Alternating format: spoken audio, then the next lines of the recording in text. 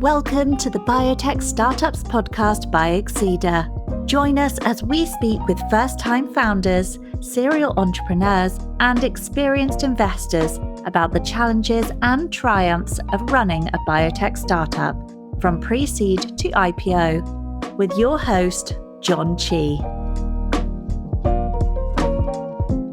In our last episode, Darren reflected on his path from high-stakes patent litigation at Covington to an in-house role at Biorad, where working with inventors shaped his view of IP strategy and balance. He closed by sharing why he left to start his own firm. If you missed it, check out part 2. In part 3, Darren talks about the nuts and bolts of university tech transfer, what founders should know about Bayh-Dole, how license and letter agreements work, and why inventors often make IP rights a condition for funding. He also shares how mentoring startups led to teaching NSF I Corps and MBA courses at Haas, showing how the simple act of showing up can open unexpected doors. During this period too, I'm guessing your law firm is starting to get busy. You're now deep in the ecosystem, and can you talk a little bit about so it sounds like you at first it was in the basement, 0 clients. Yeah. Fast forward a few years later, you're now starting to get busy. What was that experience like? Yeah. So the funny thing is, but where I got busier, I did pick up some clients. I did infringement analyses and invalidity reports and all the stuff that I had expertise in. Also started doing license agreements for startups that are coming out of mostly Berkeley. So I know. So that was now my bread and butter, license agreements, because for those who don't know this, the standard, and this goes way back to an act, the Bayh-Dole Act, IP that's invented on the campus is owned by the UC Regents. Right. That's just the deal. If you have a startup, and even if you're coming from campus, and even if you invented it, and you want to use your IP, the first thing you have to do, and this is very common, is license it from your own university. This is, this, but for the benefit of people who don't know this. Yes.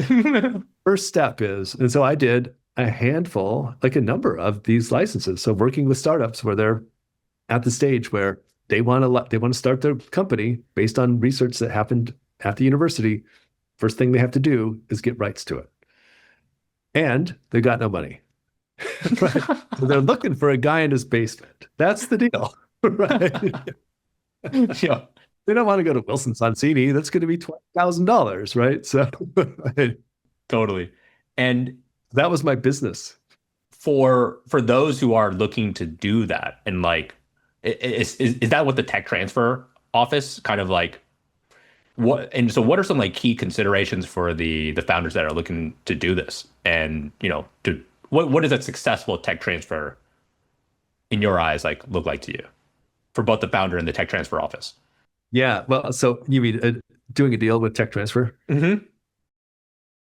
There's actually not that much variability. I think a lot of people, it's very esoteric, but at least at Berkeley and most universities, the license agreement is online, but you can see it ahead of time. It's online? Oh, I didn't even know that. There are terms that can and are negotiated. Most of it is what we call the term sheet terms. This is boring stuff, by the way.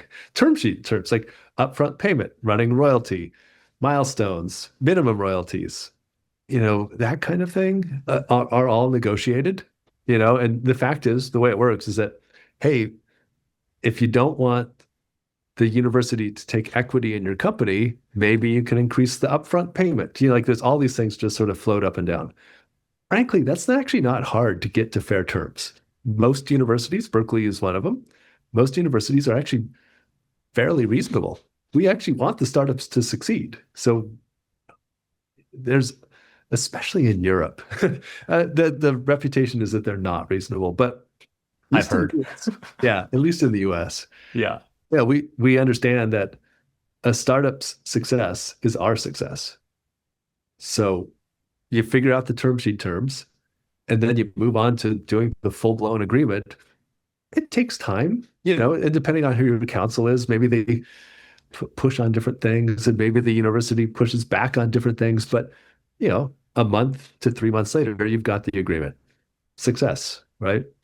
So that's the process. It's actually not that exotic. By the way, like, I was going to say, like, I find it riveting, and I think actually the listeners will find it riveting as well. And because I have a lot of colleagues who are coming from the bench, and this is like a foreign language. Yeah. Like what is this term sheet terms? Yeah. Licensing agreement. What is this? I think it's like incredibly important for anyone who's like, at the bench to like, go take a peek at the licensing agreement online, which I did not know was available. Right. They're not secret. Yeah. Right. You can see the gaps. Like there's literally like a place where you can put what's the royalty rate. And you just read through the agreement. Like, okay, we need to figure out each of these terms. And those are what's primarily negotiated, the numbers. But then other terms, like written terms, will be negotiated too. But anyway, so it's a process. Many find it to be painful because it's drawn out and sometimes it could be acrimonious, but you get through it. And then when you get to the end, you have rights to use the technology that probably you invented, and you run with it. And that's, of course, what a lot of investors are looking for. So, many companies, early days, will have what's loosely called a letter agreement with their university. So at Berkeley, we have a letter agreement. It's literally a letter, which is an agreement that says, hey, we're not going to out-license this technology. It's reserved for you for a year or whatever term. And then there's a nominal fee. That's it. That's the letter agreement. It's like a standstill. Just to give the startup, they're not doing the full-blown license. They're not having to negotiate all the terms. They just get the satisfaction, like the comfort, knowing like, okay, you're not going to just license it out to Genentech or something in the meantime, right? It's reserved, but it's also, you don't have the rights to it yet. Most companies we're looking at Skydeck, LSA, would be at the stage where they have a letter agreement. Many times, if there's any sort of question about, are they going to be able to get a license, we'll put as a condition to investing that they get the license first. Makes sense. They don't like that condition, right? But from an investor standpoint, you're like, hey, I don't know, pretend it's a university that's notoriously hard to deal with or something. You're like, yeah, we understand you have the letter agreement, but we would like to see you get the license first. And if so, that condition is satisfied, we'll invest. So yeah, that happens. I mean, and that makes a lot of sense. I think from the perspective of the investor, like you want it adequately de-risked to some degree, because like to a certain, like, right. There's a bunch of risk.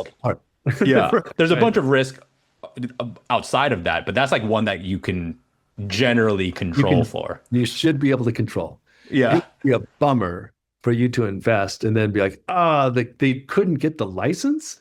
Like, it's like, just like you definitely, and I can, empathize for sure with like founders who are like, at that on the other side, but also from the investor side, it's like, like get it, we needed just like a little bit of de-risking here because there's so much, especially at this early stage, there's so many other multivariate kind of risks that you're kind of like trying to kind of get your arms around.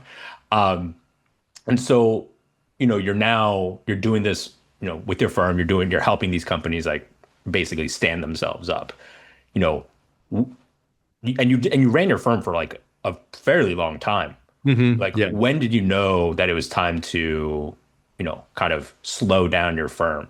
Moving from the next stage, the law firm stuff just sort of wound down gradually, but not because I got a job at Berkeley. That ended it. Yeah. Before that, because of the connection that I made through LSA and other things, I was now somewhat plugged in on the Berkeley campus. And ironically, the same program that I mentioned in the beginning, Launch, the MBA-run startup accelerator, needed someone to be a mentor. Oh, and this was what my neighbor was a mentor in the program. And so now somehow I became known in the ecosystem. So they asked me to be a mentor for teams. And so I did. And then because I became a mentor in the program, other people, at least at Haas, who were running this program called the NSF I Corps program. Have you ever heard of this? You ever heard of NSF I Corps? National Science Foundation I Corps program. Sounds familiar. But okay. Well, anyway, this is pivotal. It's a huge program run by the federal government, market needs finding assessment program that's based on the lean startup methodology. This is the beginning of something this is what I teach at Haas. So this is the very beginning. They needed someone to be what's called an industry mentor for a team that was doing the I Corps program. And because I was known as a mentor at launch, the folks at Haas said, hey, maybe I'd like to be a mentor for the I Corps program. Like, seems reasonable too. It seems like fun. It's just a volunteer job. But where you embed with a team, this was an academic founder and her grad students embed with a team for 7 weeks while they're doing this rigorous NSF-funded, grant-funded program. And so I did. And first, I'd never heard of it. It was super fun. Apparently, I was such a good mentor that the instructors took notice and said, hey, maybe I'd like to teach it in a boot camp at Haas. I'm like, me? That's wild. Right? Yeah. Okay. And so I did. I started teaching the NSF I Corps boot camp, which is a 2-week program at Haas back in 2017. Because I went through as a volunteer. And so I'd been identified as somebody who seems to understand the process, and maybe I could actually stand up and teach it myself. So then I found myself in this wild position of me standing in front of a classroom full of mostly like some faculty, but also grad students and other students. They're mostly coming from our the Berkeley campus. And I'm the instructor for a market needs assessment class. Right? Interesting. Why not? Right. So I started doing that and started teaching it quite a bit. And so that was when my connection with Haas started, is I started regularly teaching the I Corps class. Then they wanted someone to be a national instructor. A national instructor is somebody who teaches the 7-week version. And it's actually in different places around the country, and you fly to different, it's a big program. You had to be nominated to be a national I Corps instructor. And so I got the nomination and go through a training class, and not everyone passed. It was wild. So I did all that. And then I became a national I Corps instructor for the NSF. And so then that became a job. Yeah. Right. I mean, yeah. It wasn't full time, but it actually paid fairly well. Whoa. I know. This is what it's like. Of all things I never would have predicted, that's it. like I could see everything. Yeah, become an attorney in your basement and then mentor teams, and I could do all that. But then actually being hired by the government to teach entrepreneurship to academic founders, I didn't see that coming. Whoa. So I've been doing that. I've been doing that for a long time. So I started teaching the National I Corps program in 2018. That happened pretty quickly, and did a number of the classes. So that's where one thing led to another. At the same time, I started volunteer teaching an MBA course at Haas with a colleague of mine. And this is important because this is like the magic of showing up. I just thought it's like a neat course. So I taught it with him just for fun, and with another colleague, Rhonda Schrader. It was Errol Arkulich, Rhonda Schrader, and I were teaching this lean transfer class. Frankly, just as I was a volunteer, I just thought it was fun. Later, when Errol Arkulich, the guy I was teaching with, got a different job at Irvine, suddenly they're looking around to be like, who's going to teach the class? And everyone looks at me because I was the guy who was the volunteer, right? I love that. So I got an MBA course out of it just by showing up. Like, that's the thing. Like, if you just consistently be in the right place, like it took years. Like, it didn't happen right away. It wasn't like I just showed up and was a volunteer, like, you're hired. No, I mean, it took a while. Yeah. But what happened is that most people who are teaching, so I'm professional faculty at Haas. which means that I'm employed by the business school to teach classes. Most people who are in a similar situation, it's distinct from being ladder faculty who are professors. Most of the classes are actually taught by professional faculty. People don't know that. They get the class because a lot of people ask me like, hey, how did I get the job? Or how did they get the same job? Because they want to teach a class at the business school. It seemed pretty consistently. Most people get the job just by being a guest lecturer, hanging around, like being sort of involved. And then when the regular instructor retires, quits, wants to do something else, moves or something, they look around like, who else can teach this class? Yeah. Like that was my situation. I love that. And I mean, I'm just like, the through line I see is like, it all came like going to those events kind of cascaded into this. Like you, like the NSF opportunity kind of like, and your mentorship, like via the kind of like the investing kind of like circles, just open that. And that's the thing, showing up opens doors just in so many ways that you can't predict. Like that's exactly, I think that would be the theme. That's the main advice I give people, but perhaps even just like the theme of the podcast, it's the magic of showing up. It really is. That's the way it works. I love that too. And I think also, volunteering is such a powerful, like, it's just like a win-win. Like, people can always people oftentimes are like, how do I get into like wet lab research? It's like, oftentimes it's just like knocking on like a PI's door. He's like, do you need any help?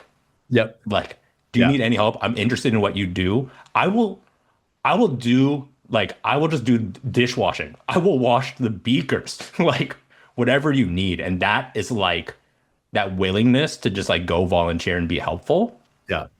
In a field that you're interested in is really, I don't want to call it like simple, but it is like straightforward as that. And even in here, it's just like, who would have thought? You're just like, yeah, like I'll do some mentorship, and now I'm a professor, or I'm a professional educator. Like this is again, I didn't predict that. Yeah. One thing on the volunteering is that many times actually becoming a volunteer is hard. Meaning that they don't take you can't just be like, hey, I want to volunteer, and they take you. Yeah. It happens a lot, and so I see this a lot with undergrads. You can't just say like, hey, I want to work in the Doudna lab. Oh, yeah. I'll do it for free? Yeah. That's not going to work, right? Yeah. Although I had a student in my I Corps class. She took my I Corps boot camp when she was an undergrad, just a standout. Like I have a couple examples that I can go into, but she and her team was one of them. Standout. She came back later. I started an undergraduate class called Berkeley Changemaker Human Health, which I'm happy to tell you about. But she came in as a guest speaker in my undergraduate class. Like if you look at the guest speakers in this class, they're big time for the most part. And then this recently graduated undergrad, right? She was working at Genentech, I think, probably Genentech. She came back, the students loved her, but she told a story about how when she was an undergrad on campus, how she got a volunteer position, an internship in the Doudna lab, because that's hard to crack, right? Yeah. She's like, yeah, don't just send endless emails and say, attached is my resume and I'd appreciate meeting and all this sort of thing. She's like, you know what I did? She's like, I just went there. Right. Right. Just went there and found Jennifer Doudna. Like, and people are just like, what? But it's exactly that, right? It's like that, that's a form of showing up. Like, it kind of like just bombarding someone with emails. There's not enough like effort that's low effort. And with low effort attempts to do those kinds of things, they're easily just kind of the thwarted, right? Exactly. Your email might not get open. So there's, we'll talk about like early days of like, having zero clients at a certain point in time. Or for us, when we had no clients in the very beginning, obviously everyone starts at zero. Sometimes it really is just like going in person and just showing up and finding the person that you want to speak to. Obviously, do it with, be as articulate and professional as you can be. Exactly. But sometimes it is that. It's like physically showing up. It's not just like firing off like a DM or something, because that's like low effort. So this is what I teach in the I Corps class. So the I Corps class is an intensive, what we call customer discovery class, where you go and interview people who are experts to test your hypotheses about things. Anyway, there's a framework to it. I had a team, this is before the pandemic, but I had a team at Haas in the boot camp who said they really wanted to talk to somebody at Genentech, but they kept sending emails and no one was responding. Yeah. Like, you guys are in luck because Genentech is right here. It's right there. It's across the bay. And there's multiple buildings. I've been there. There's a bunch of buildings and parking lots between them, and people walk between the buildings. You could just go there and talk to people as they walk by. You could. And they're like, that's crazy. Like, because we're probably going to get arrested or something. And so I remember saying, like, how badly arrested could you be, right? I mean, they're just going to kick you out. It's not like thrown in jail. Yeah. And that's, that is like critically important, I think, is that you're especially with that kind of mindset, is that you're your own kind of worst enemy in that sense. Is that like, I understand that it can be very uncomfortable. It's not, but you will be surprised like that people are actually willing to talk.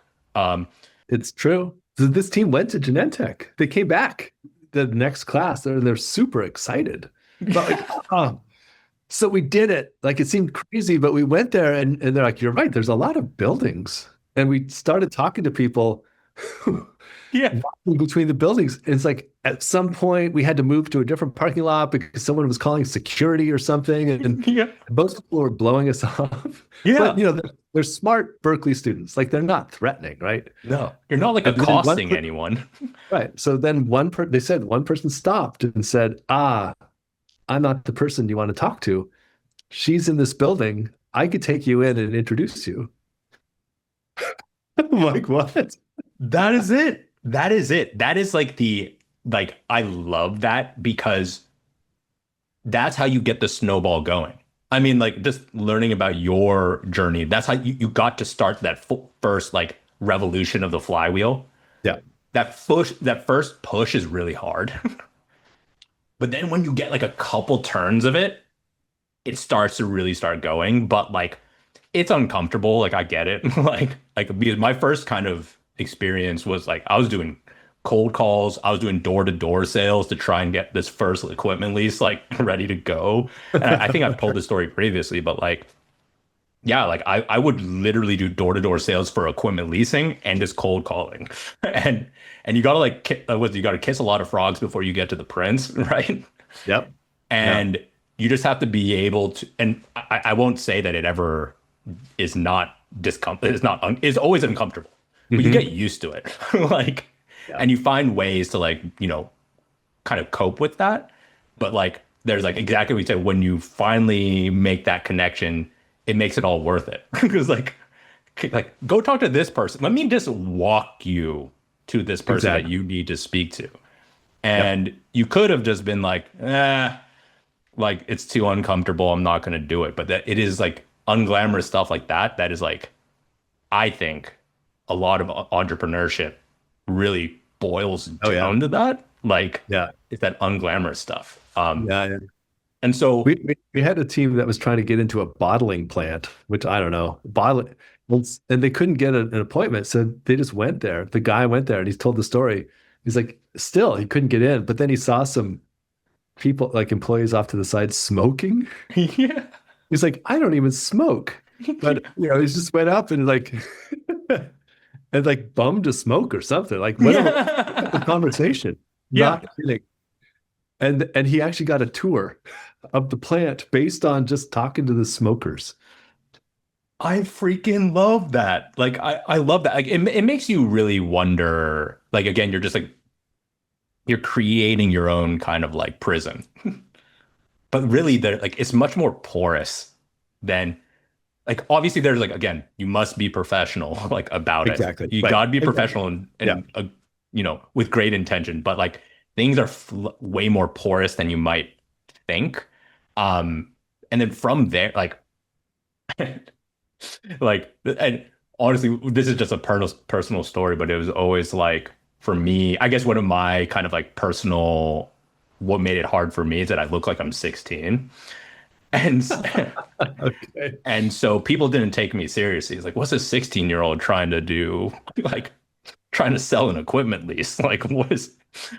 So at first I was just like, you know, just like picking up the phone more because I sound older than my age, but I don't look my age. But even at that, like you know, just like getting through that, you also build tough skin. Like, that is because, like, at the end of the day, there's a certain level of like salesmanship that happens at every aspect of the business, whether it's like securing your first client, getting an you got to sell the investor. Like, how do you get investors? Like, people are like, oh man, these like investors are so hard to get a hold of. Like, for those who aren't aware, before, like, you know, now you can like contact, you can DM VCs and whatever. Before, you would just have to go to Sand Hill Road and physically like do the rounds. Like, that was the only thing.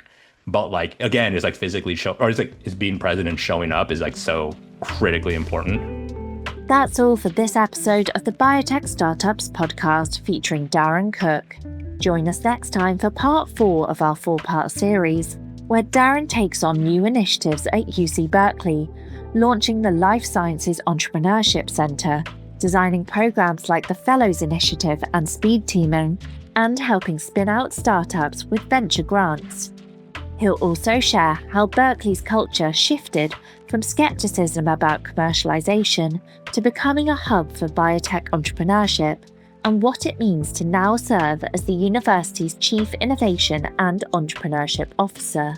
If you're enjoying the podcast, be sure to subscribe, leave a review, and share it with a friend. Thanks for listening. The Biotech Startups podcast is produced by Excedr. Don't want to miss an episode? Search for the Biotech Startups podcast wherever you get your podcasts and click subscribe. Excedr provides research labs with equipment leases on founder-friendly terms to support paths to exceptional outcomes. To learn more, visit our website www.excedr.com. On behalf of the team here at Excedr, thanks for listening. The Biotech Startups podcast provides general insights into the life science sector through the experiences of its guests. The use of information on this podcast or materials linked from the podcast is at the user's own risk. The views expressed by the participants are their own and are not the views of Excedr or sponsors. No reference to any product, service, or company in the podcast is an endorsement by Excedr or its guests.